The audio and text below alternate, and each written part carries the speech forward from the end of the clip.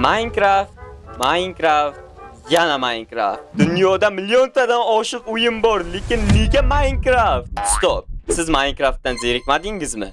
Ha, bugungi mavzu juda jiddiy bo'ladi. Bu videoda hech qanaqa kulgili narsalar bo'lmaydi. Bunga ishonchi komilmi? Yana sen 05 ga olaman. Nimaga faqat videolatganimda xalaqit berasan, ha?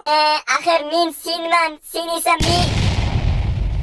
Men Minecraftdagi eng kerakli ma'lumotlarni shu videoda to'pladim va bugun sizlar bilan faqat Minecraft haqida gaplashamiz. Nega faqat Minecraft? Axir dunyoda undan ham zo'rroq o'yinlar bor-ku. Masalan, Hindda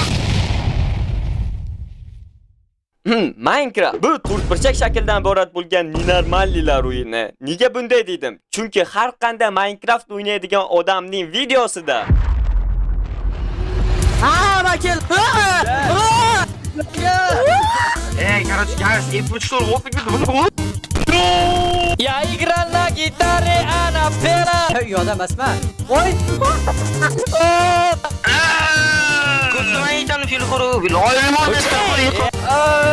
Minecraft o'zi nima degan ekan Alisher Navoiy. Buni javobini Google bizga aytadi.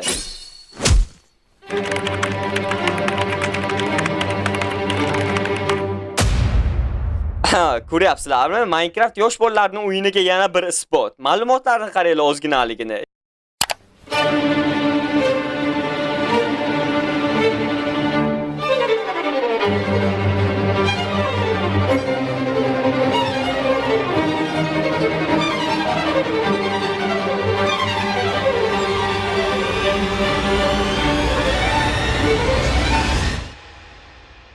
Xo'p, qisqa ma'lumot berib o'tib ketaman. Minecraft 2009-2010-yillar atrofida chiqarilgan diski to'rtburchak shakllardan iborat bo'lgan ichida Herobrine degan zo'rlovchi shaxs bor o'yin hisoblanadi. Gapimga qo'shilasanmi, Jamol?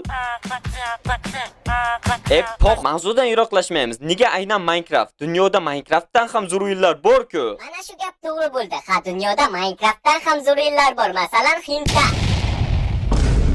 Chunki Minecraftni tushunish oson va bu o'yinning ichida qo'y bor.